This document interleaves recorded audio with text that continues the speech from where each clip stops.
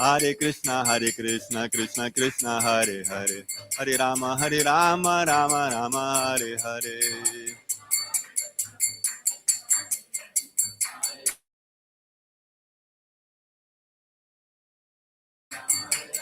Krishna Krishna, Hare Hare, Hare Rama, Rama Rama, Hare Hare.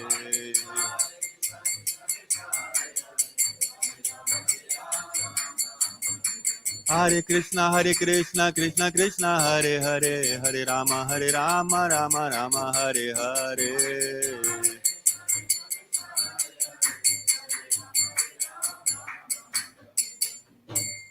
Srila Prabhupada ki jai, Grantarachi Srimad Bhagavatam ki jai, Shri Krishna Janmastami Mahamahotsava ki jai, Nitai Gaura Premanande.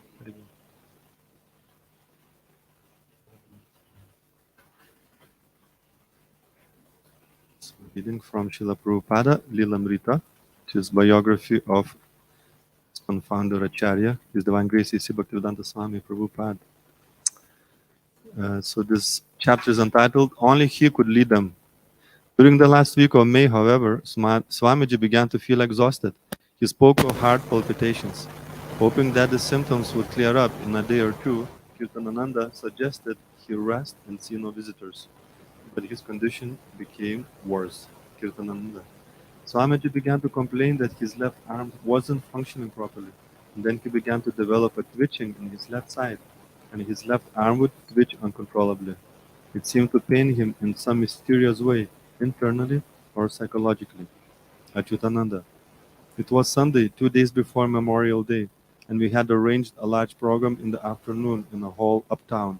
I went up to get Swamiji, since all the devotees were ready. Swamiji was lying down, and his face was pale. He said, "Feel my heart," and I felt a quivering vibration in his chest. I went down, but I didn't want to alert everyone and panic them. I went to Kirtanananda and quietly said, "The Swami is having some kind of mild heart palpitations." And immediately we both flew back up. Swamiji said, "Just massage here." So I rubbed him on the chest and he showed me how. He said, "The others go and Achyutananda can stay here. If anything happens, he can call you." His Divine Grace A.C. Bhaktivedanta Swami Prabhupada ki jai. Om Namo Bhagavate Vasudevaya.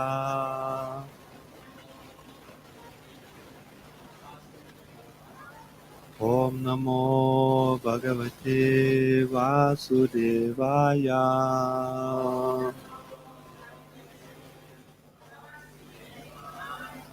Om Namo Bhagavate Vasudevaya.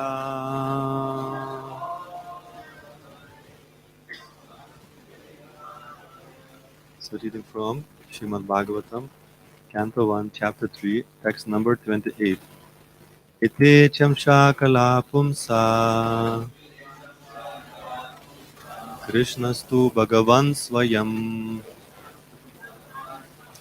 Indradi Vyakulam Lokam Mridayanti Yuge Yuge.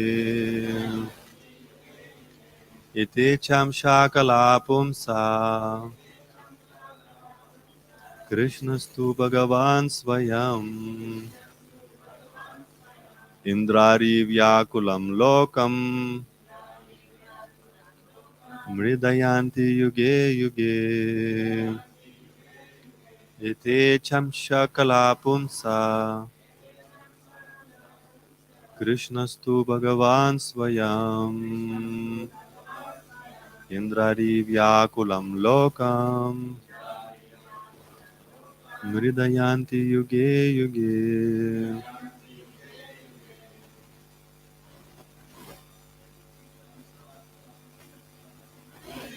Sakala Pumsa Krishnastu Bhagavan Swayam.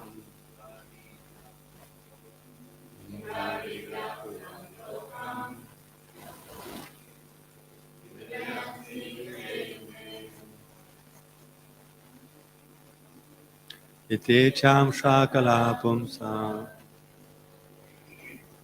Krishnastu Bhagavan Swayam. Indrari Vyakulam Lokam Mridayanti Yuge Yuge. Muchness.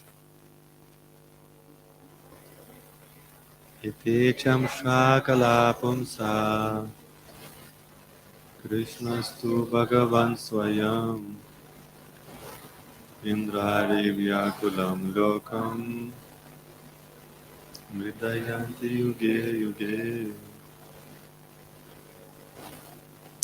Itecham Shakala Pumsa Krishnastu Bhagavan Swayam Indrari Vyakulam Lokam Mridayanti Yuge Yuge. Yetecham Sakala Pumsa Krishnastu Bhagavan Swayam Indrari Vyakulam Lokam Mridayanti Yuge Yuge. Iti, all these, Ka and Amsha, plenary portions, Kala, portions of the plenary portions, Pumsa, of the Supreme, Krishna, Lord Krishna, two, but Bhagavan, the personality of Godhead, Swayam, in person, Indra Arya, the enemies of Indra, Vyakulam, stood Lokam, all the planets, Mridayanti, gives protection, Yuge Yuge, in different ages. Translation and purport by His Divine Grace, Raghunatha Prabhupada Ki Jai. All of the above mentioned incarnations are either plenary portions or portions of the plenary portions of the Lord, but Lord Shri Krishna is the original personality of Godhead. All of them appear on planets whenever there is a disturbance created by the atheists. The Lord incarnates to protect the theists. Purport. In this particular stanza, Lord Shri Krishna, the personality of Godhead, is distinguished from other incarnations. He is counted amongst the avatars incarnations because, out of his causeless mercy, the Lord descends from his transcendental abode. Avatar means one who descends. All the incarnations of the Lord, including the Lord himself, descend on the different planets of the material world, as also is as also in different species of life, to fulfill particular missions. Sometimes he comes himself, and sometimes his different plenary portions or parts of the plenary portions, or his differentiated portions, directly or indirectly empowered by him, descend on this material world to execute certain specific functions. Originally, the Lord is full of all opulences, all prowess, all fame, all beauty, all knowledge, and all renunciation. When they are partly manifested through the plenary portions or parts of the plenary portions, it should be noted that certain manifestations of his different powers are required for those particular functions. When in the room small electric bulbs are displayed, it does not mean that the electric powerhouse is limited by the small bulbs. The same powerhouse can supply power to operate large-scale industrial dynamos with greater volts. Similarly, the incarnations of the Lord display limited powers because so much power is needed at that particular time. For example, Lord Parashuram and Lord Nrsimha displayed unusual opulence by killing the disobedient Kshatriyas 21 times and killing the greatly powerful atheist Hiranyakashipu. Hiranyakashipu was so powerful that even the demigods on other planets would tremble simply by unfavorable rising of his eyebrow. The demigods, in the higher level of material existence, many, many times excel the most well-to-do human beings in duration of life, beauty, wealth, paraphernalia, and in all other respects. Still, they were afraid of Hiranyakashipu. Thus, we can simply imagine how powerful Hiranyakashipu was in this material world. But even Hiranyakashipu was cut into small pieces by the nails of Lord Nrsimha. This means that anyone materially powerful cannot stand the strength of the Lord's nails. Similarly, Jamadagnya displayed the Lord's power to kill all the disobedient kings powerfully situated in their respective states. The Lord's empowered incarnation Narada and plenary incarnation Varaha, as well as the indirectly empowered Lord Buddha, created faith in the mass of people. The incarnations of Rama and Dhanvantari displayed his fame, and Balaramahini and Vamana exhibited his beauty. Dattatreya, Matsya, Kumara, and Kapila exhibited his transcendental knowledge. Nara and Narayana Rishis exhibited his renunciation. So all the different incarnations of the Lord indirectly or directly manifested different features, but Lord Krishna, the primeval Lord, exhibited the complete features of Godhead, and thus it is confirmed that he is the source of all other incarnations. And the most extraordinary feature exhibited by Lord Krishna was his internal energetic manifestation of his pastimes with the cowherd girls. His pastimes with the gopis are all displays of transcendental existence, bliss, and knowledge, although these are manifested apparently as sex love. The specific attraction of his pastimes with the gopis should never be misunderstood. The Bhagavatam relates these transcendental pastimes in the 10th canto. And in order to reach the position to understand the transcendental nature of Lord Krishna's pastimes with the gopis, the Bhagavatam promotes the student gradually in 9 other cantos. According to Srila Jiva Goswami's statement, in accordance with authoritative sources, Lord Krishna is the source of all other incarnations. Jai. It is not that Lord Krishna has any source of incarnation. All the symptoms of the Supreme Truth in full are present in the person of Lord Shri Krishna.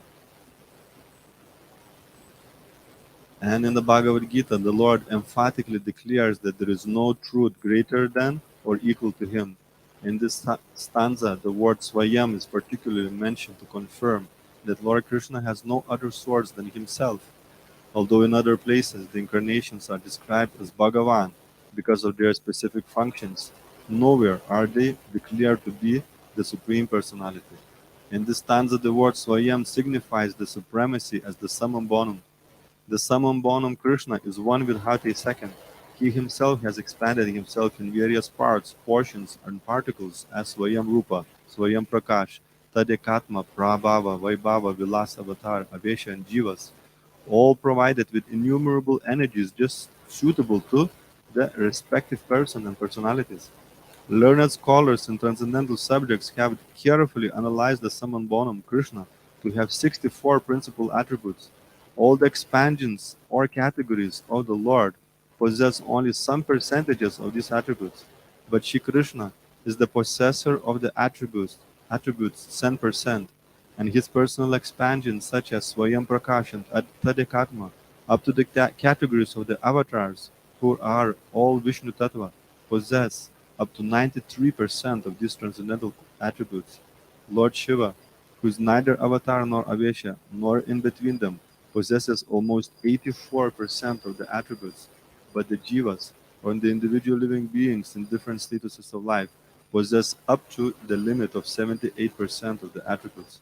In the conditioned state of material existence, the living being possesses these attributes in very minute quantity, varying in terms of the pious life of the living being.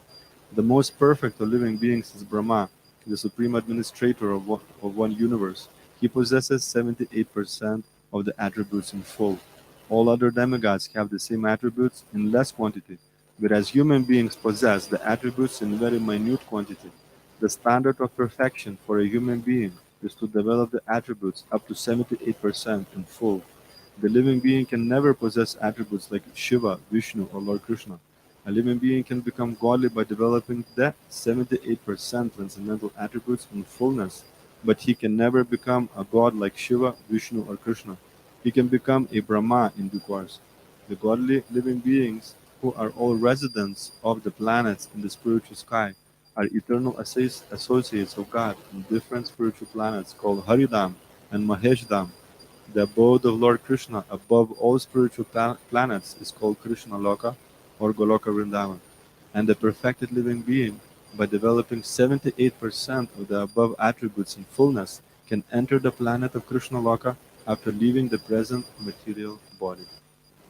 Om Jnanatimirandasya Gyananjana Chakshurunmilitam Yena Tasmai Shri Gurave Namaha Shri Chaitanya Manobishtam Stapitam Yena Bhutale Swayam Rupa Kadamayam Dandati Swapadantikam Vandeham Shri Guru Shri Yuta Padakamalam Shri Gurum Vaishnavam Shri Rupam Sagrajatam Sahagana Raghunatham Vitam Tam Sajivam Sadvaitam Savadutam Parijana Sahitam Krishna Chaitanya Devam Shri Radha Krishna Padan Sahagana Lalita Shri Vishakam Vitamshcha He Krishna Karuna Sindhu Dina Bandho Jagatpate Gopisha Gopika Kanta Radha Kanta Namostute Tapta Kanchana Gaurangi Radhe Vrindavaneshwari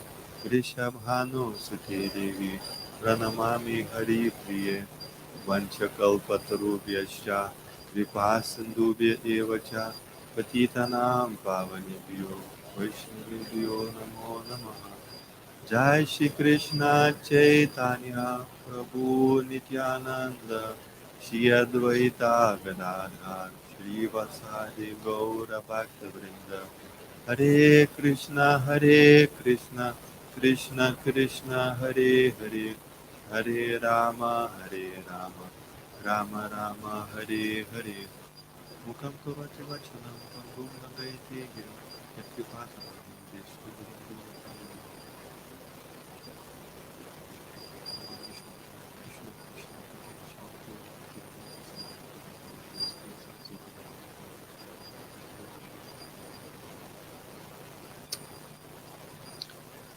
Translation again.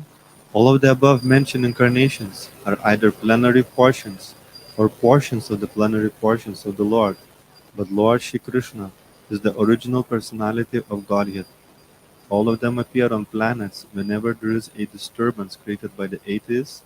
The Lord incarnates to protect the theists.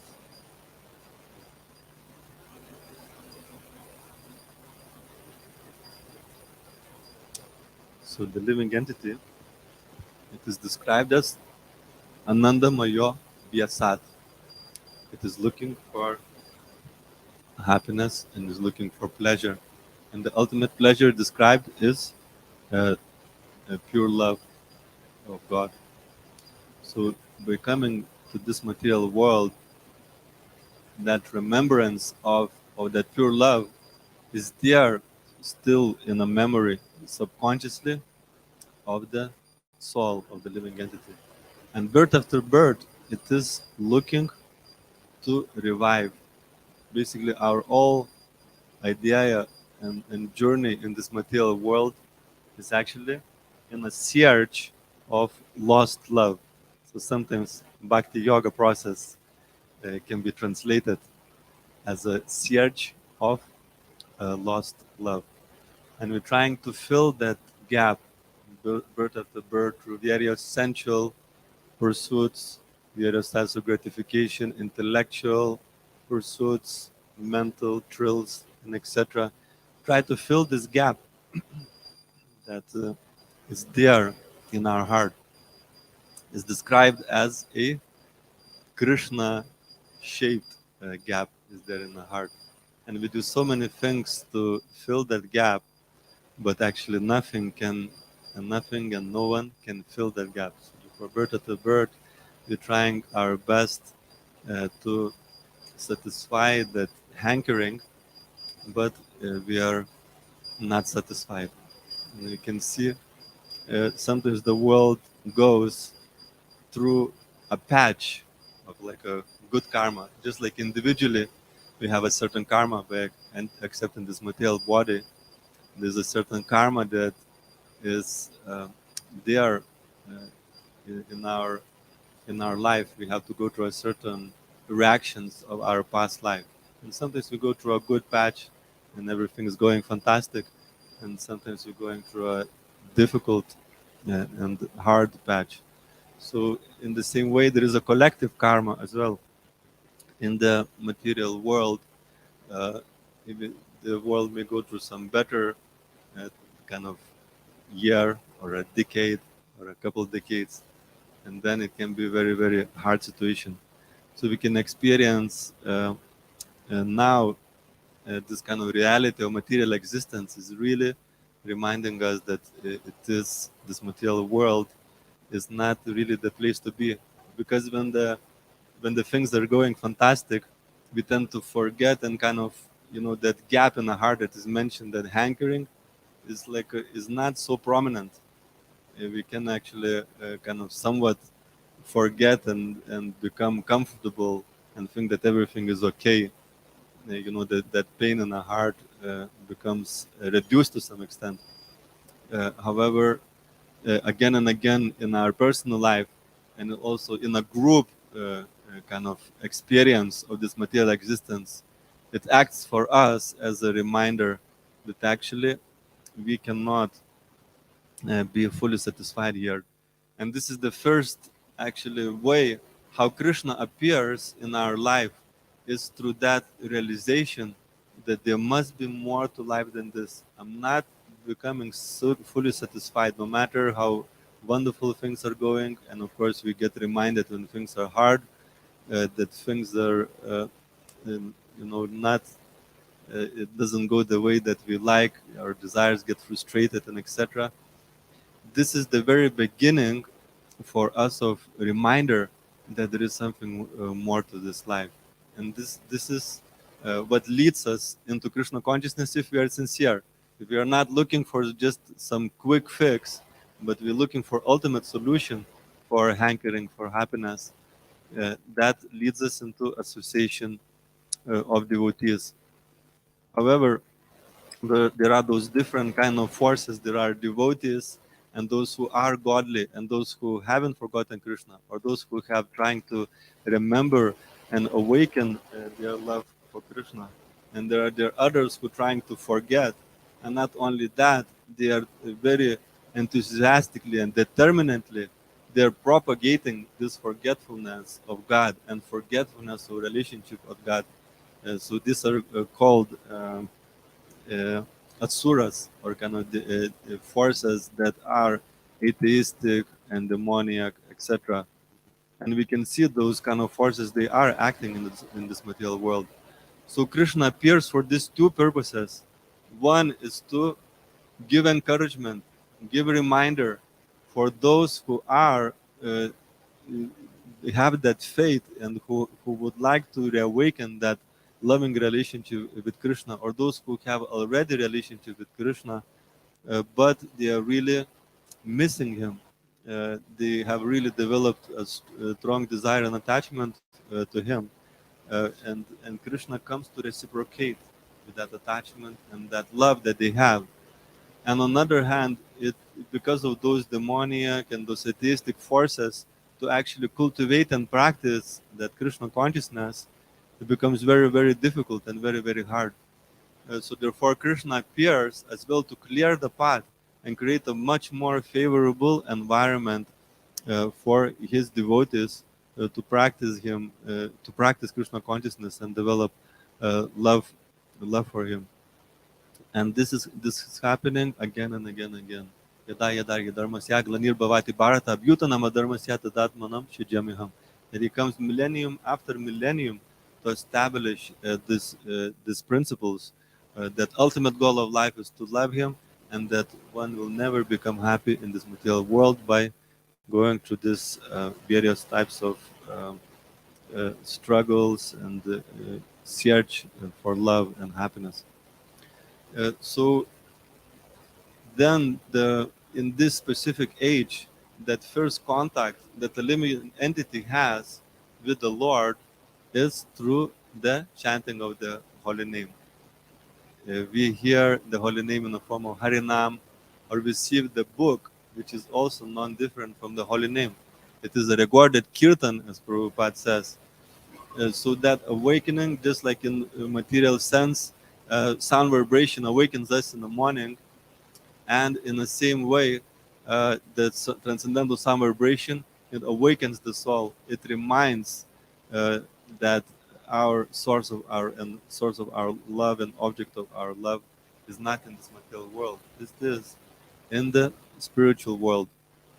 So that becomes like a seed of awakening, and from complete forgetfulness up to remembering Krishna in love, 24/7. It is a journey. It is a journey for us. And in the same way, just like in a material existence, that we have meditated on material objects, on the intellectual and other kind of pursuits, and we become attached and absorbed, and it become full meditation. As we can see, in this material world, we can become fully absorbed, 100% absorbed in material energy, in material pursuits and struggles.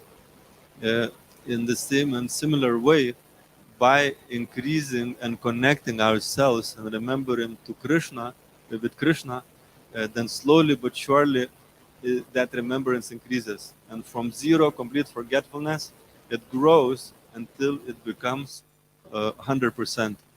So each time we remember Krishna, it is success. We are coming closer to that goal. Just like we meditated so much on material objects, and even marketing works on the same way. It's like how to remember and makes you remember things to which you become attached. So in the same way, is the same principle works in transcendental marketing, is Krishna consciousness. By sharing the holy name, by distributing books, by speaking about Krishna, by also showing a wonderful example in Krishna consciousness, that increases our remembrance of our own, and also it reminds other people of what they have forgotten. It gives them the answer that they are looking for, that the heart is looking for. And so this morning, actually, we have this Gurvashtakam prayers, and it is amazing how each and every stanza is reminding us Krishna in different ways and forms. So we want actually Krishna not only appear on Janmastami, and of course it is a big, big festival to remind us what is actually ultimate goal of life, but we want to remember Krishna then more and more and more throughout the year, and make him a center of our existence throughout the day. And there are different ways how Krishna can appear in our life. We just don't want that we remember Krishna just on Janmashtami. We want to increase that remembrance Krishna, and we want Krishna appear every day. And this is how the faith grows from being kanishta and steady until it becomes steady faith, that we become so fixed and purified and cleansed that our remembrance of Krishna becomes strong and prominent and constant. And this is what we are aspiring for, and that reaches that steady faith when we reach the Nishta platform. Then we remember Krishna without so much effort. In the beginning, there is a bit of a struggle. In the beginning, it can be a bit hard to remember Krishna. There is so many distractions in the forms of our anarthas, in the form of various desires that are not connected to Krishna. But by increasing that remembrance, we can slowly but surely progress towards that ultimate goal. So there are few ways how Krishna can appear in our life on a daily basis. And as mentioned, first remembrance is that there are various types of struggles and difficulties that come into our life. So this is the first stanza, that spiritual master is receiving benediction from the ocean of mercy. And just like a cloud that carries the rain, it extinguishes the fire of material existence and suffering in this world. So we receive Krishna, and Krishna has chosen by his own sweet will to reveal himself through the devotees. This is how Krishna, there is no other way actually to get Krishna, is a part of from the devotees and from the holy name that comes from the mouth of pure devotees. It's not just any chanting has a full potency. The full potency, full manifestation of Krishna is when a pure devotee chants the holy name, because of that pure heart, the holy name becomes fully manifest in that sound vibration. So, therefore, we need to connect ourselves with the pure devotee of the Lord in order to receive Krishna and to increase our remembrance of Krishna. So those difficulties and challenges is to remind us that actually we have to take shelter of Krishna in a form of spiritual master. Then in the second stanza we read that spiritual master is very keen to hear and chant the holy names of the Lord, is in a complete ecstasy. So this is one of the, probably not one of the, but the prime principle how we can experience Krishna in our life is through this chanting. And we have opportunity to do that every day. And as we increase our quality and connection with chanting, our Krishna appears in our life in every day. And for pure devotee, every time a pure devotee chants, Krishna immediately appears on the tongue. So this is our aspiration, that by association of these devotees who have developed that attachment, a very strong attachment to Krishna, that we are also develop that attachment. And then Krishna appears as well on our tongues when we start chanting. Um, and then the next stanza is how spiritual master is very keen to worship the deity of the Lord. And this is another wonderful way how Krishna appears. We have this very, very beautiful deities and very beautiful outfits. Actually, deities has amazingly beautified the outfits today. In the material world, the dress beautifies the person, but Krishna beautifies the dress. It's all attractive. So whatever dress is wearing, it becomes beautified uh, by the presence of Krishna. So Krishna appears in this wonderful form to reciprocate with our prayers, reciprocate with our uh, love, and reciprocate with our desire to please Him. In so many ways we can please and serve the deities. So that's a very wonderful way how Krishna appears in our life every day. And then in the next stanza, the spiritual master is always eager to offer prasadam to the Lord, and he becomes very pleased when that prasadam is distributed and it makes people happy. So that's another, I think, with the hearing the holy name, uh, even more in the more early stages, the connection becomes established with Krishna in the form of prasadam. I won't speak too much about this for now because we are fasting today until midnight. But maybe it will motivate some of you to fast and then experience Krishna in the form of prasadam at 12:30 tomorrow. And so we can experience Krishna in this wonderful form of prasadam.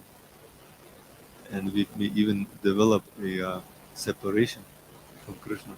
And that's the in the form of prasadam, the pralamba bhav from prasadam. And then when the living entity meets Krishna in the form of prasadam, it becomes very satisfied again from the big separation. Experience ecstasy of meeting. So it become our training for that becomes in this form of prasadam.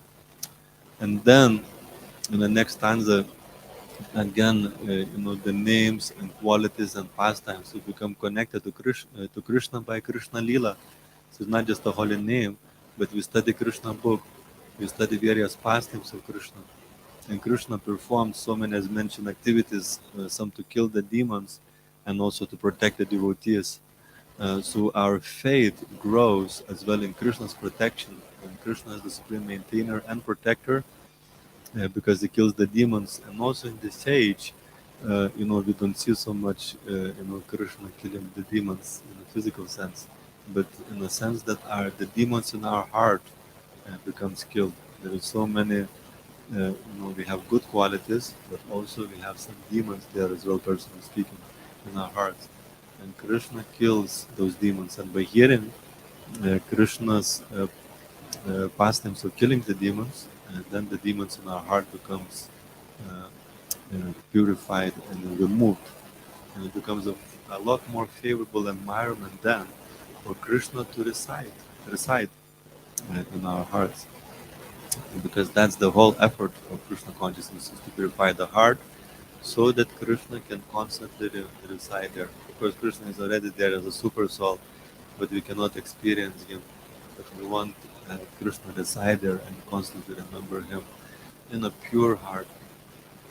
So this remembrance, as you mentioned, these different stanzas, increases the purification, and it cleanses the heart and makes a suitable place for Krishna to be there. And then in the next stanza we read how spiritual master is engaged uh, in various services to Radha and Krishna. And actually, one of the main services that these great saints and Srila Prabhupada, our founder Acharya, gave us is to actually bring the souls back into the spiritual world, to increase the happiness of Radha and Krishna, increase the services to Radha and Krishna. And in this age, it's like a wholesale is happening wholesale, and that is a wonderful, wonderful way to remember Krishna, because you become absorbed in speaking about Krishna, sharing Krishna consciousness, finding a ways to introduce the fallen conditioned souls of this world to Krishna and Krishna consciousness and the process to attain Him. And that is fantastic way to remember Krishna in our life. We become absorbed in this wonderful activity.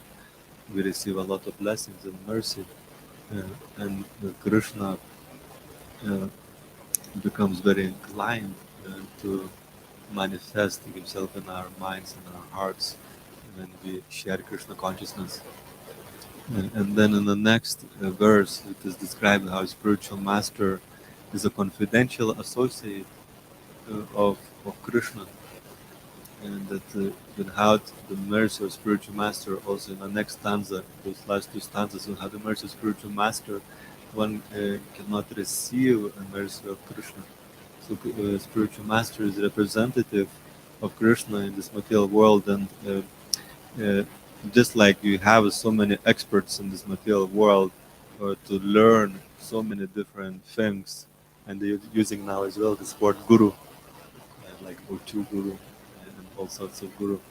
Um, so in material sense, you need to approach expert who can teach you, because sometimes in the spiritual lives, some people teach, and even write books. You don't need a teacher, you don't need a guru, you don't need a spiritual master, but they are posing themselves and putting themselves in that position. So if we apply that philosophy, we can reject these teachers and accept a bona fide teacher, because it is required somebody who is further along the line, or somebody who has achieved perfection. We need to see that example. This is where this whole process is leading, and this is how to get there. Somebody who has achieved this, a high platform, or highest platform, you can definitely share with us uh, how to achieve, and it is fundamental from the beginning stages up to ultimate perfection. On all those stages, there is a requirement, there is a need for the guidance of the spiritual master, and the mercy of Krishna is distributed through the spiritual master. So you see, these are the many wonderful ways, confidential and essential ways to make Krishna appear in our life. And if we very nicely and carefully apply these principles, then our remembrance of Krishna will increase more and more. And Krishna will not only appear on Janmastami, um, but actually we want Krishna, like in that song that Tadaksha just composed, somebody sings that it would be wonderful that every day will be Janmashtami. And this is aspiration of the devotee, how to make Krishna appear. And Krishna only appears when we have a pure devotion. Uh, Of course, they may appear to some extent, a certain degree, until we have that true devotion. But in the ultimate sense, when we have a true devotion, then Krishna will not be able to restrain himself from the appearance, because our desire and hankering for him becomes so strong that Krishna must appear in due course of time in person. So that's what Chaitanya came to give us and what Srila Prabhupada came to give us. So are there any questions or comments on this course?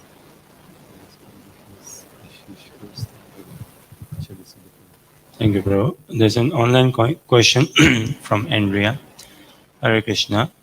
What is the importance of a spiritual master? Is it necessary for everyone? Thank you very much for this very good question. So as already mentioned, maybe it was asked before this final point, just like we learn so many things from experts. So spiritual master is a spiritual professor. Sometimes Prabhupada calls spiritual master a spiritual professor.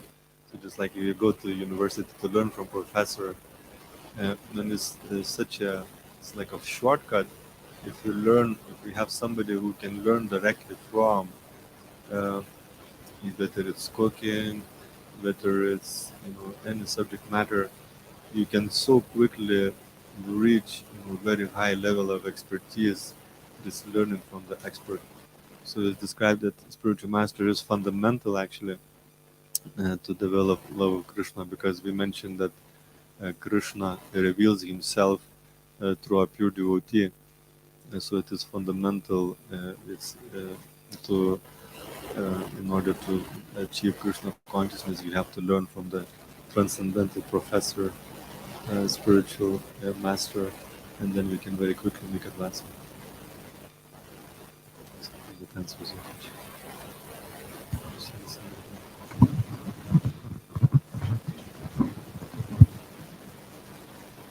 Hare Krishna. Krishna appeared at the end of Dwapara Yuga.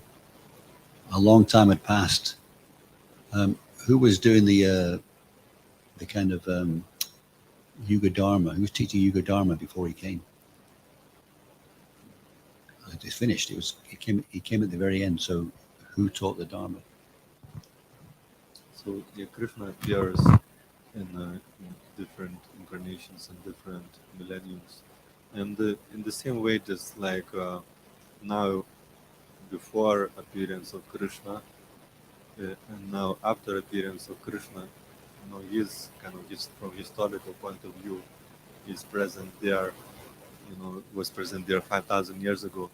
But how the Dharma carries on after the departure of Krishna, it is in the form, of course, it's described that after Krishna has left, he manifested himself in the Srimad Bhagavatam, in the book Bhagavat, and a person Bhagavat. So this is how Dharma remains after the incarnation of the Lord comes, is through those who have loved him and for those who transmit the knowledge about Krishna. So in the same way in the previous Yuga and in this Dwapara Yuga, and in the same way how the understanding of Krishna remains millennium after millennium, is because of the presence of book Bhagavatam and the person Bhagavatam, the saintly devotee who knows Krishna. And as we can see, that forgetfulness is very, very strong and prominent, and it spreads again and again and again. In the same way, it requires somebody to come, some empowered devotee, as we read about incarnations in this purport. But also the devotee becomes empowered to share Krishna consciousness. And so therefore, to have the history, we have a saintly people, saintly devotees, or the Lord himself comes for Chaitanya Mahaprabhu to revive that understanding of Krishna consciousness and to preserve. This is called Guru Parampara. And going back again to the spiritual master, there are two functions, or there are many functions, but two very prominent functions One is to preserve the teachings as it is, and the second one is to you need a living spiritual master in order to keep the teachings not only intact, but also to keep them relevant. So therefore, you need a living spiritual master because the time, place, and circumstance are constantly changing, but the teachings are the same. Therefore, it requires different type of presentation according to time, place, and circumstance, and that the teachings remain relevant. No, this is a general answer. This answer.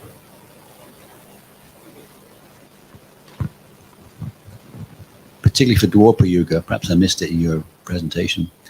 Yes. Where was that Yuga Dharma taught? Who taught the Yuga Dharma of the previous Yuga? Because I thought perhaps Krishna was the Yuga Dharma, but evidently he couldn't be because he came at the end. So who taught the Yuga Dharma in Dwapara Yuga? So as far as I understand, from what I heard, and please devotees correct me, that in the previous age, the deity worship was was the Yoga Dharma, and the deity that they did worship was Lord Narasimhadev, to my understanding, and that because I believe Maharaj also had a celebrate deity, and that was after he appeared, it became Yoga Dharma. And, Pujaris could explain. Yeah, that was my understanding. The avatar that was worshipped.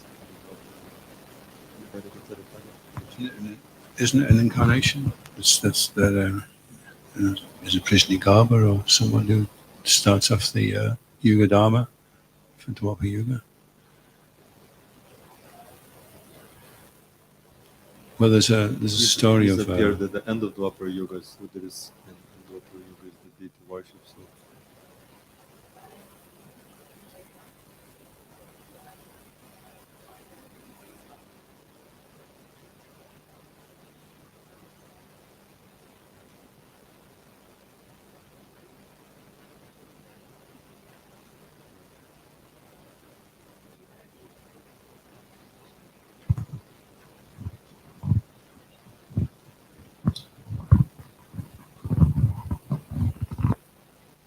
this is a very good question. I can research this more.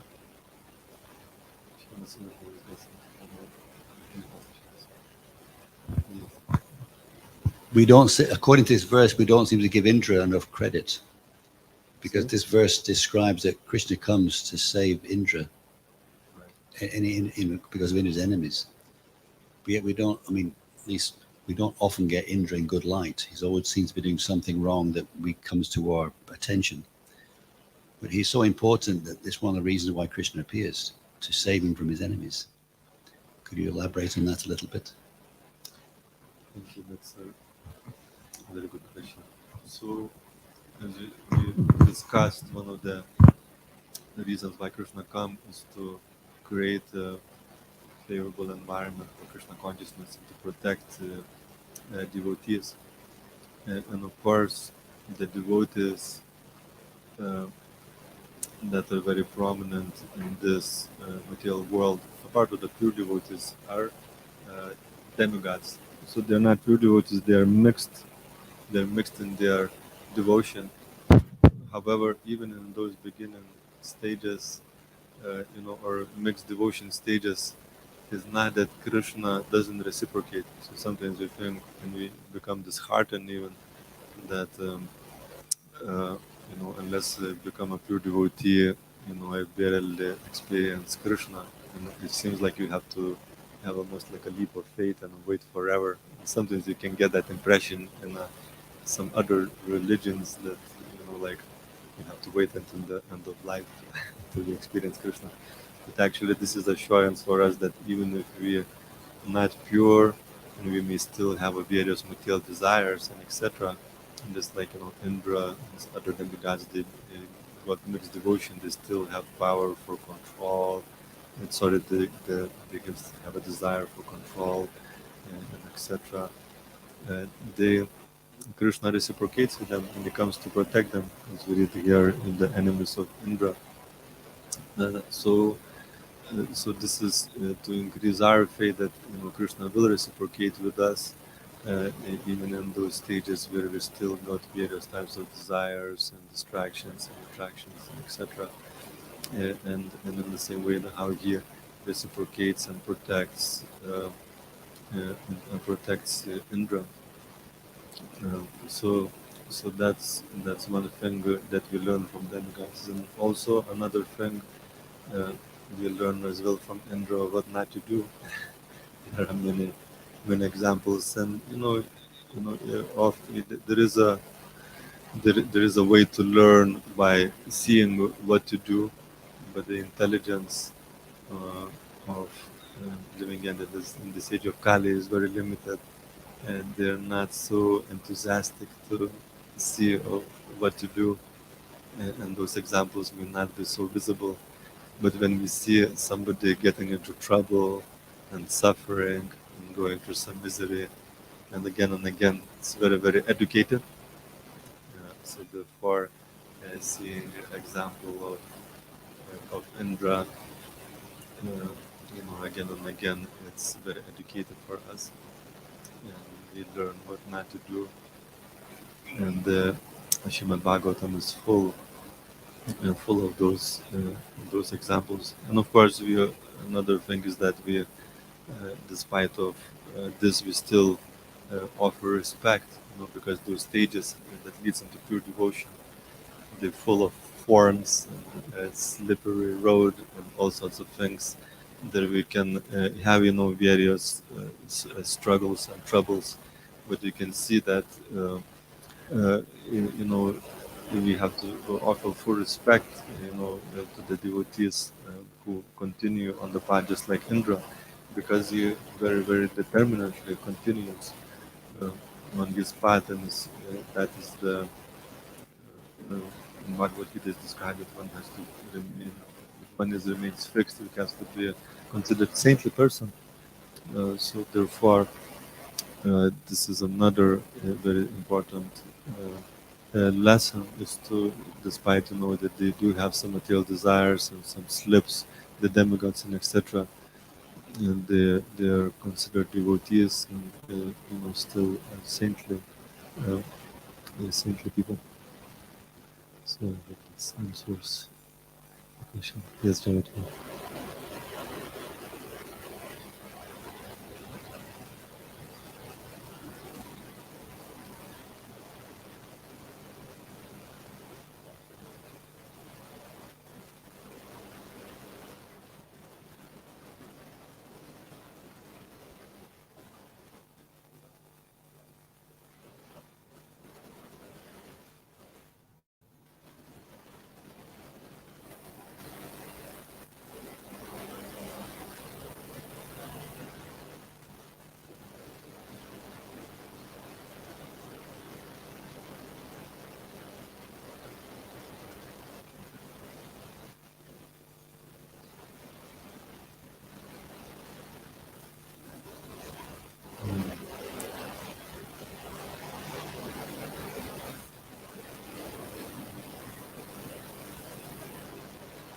Right.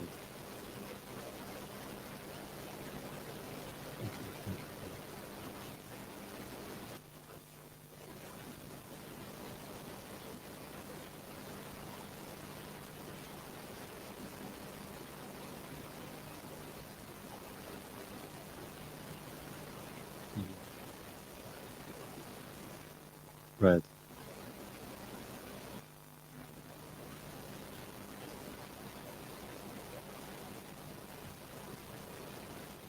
Well, that's the end of the period.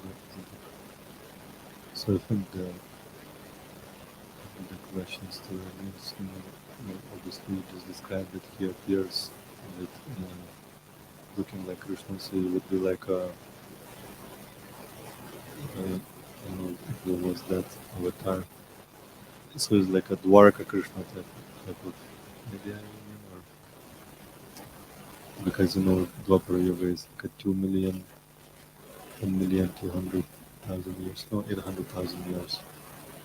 So there is somebody 864,000 specifically speaking. So that's Krishna for the whole Dwapara Yuga. Avatar, that's what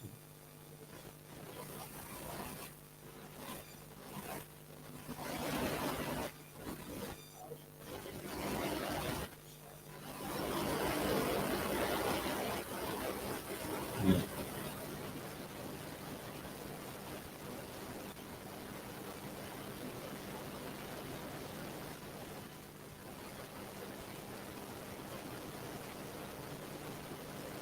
Right. Mhm.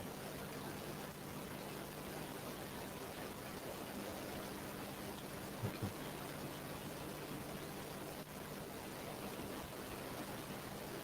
Okay. Thank you very much for this contribution. So stop here now. 9 o'clock. Grantaraj Srimad Bhagavatam ki jai. Srila Prabhupada ki jai. Nitai Gaura Premanande. Gaura Bhakta Vrinda ki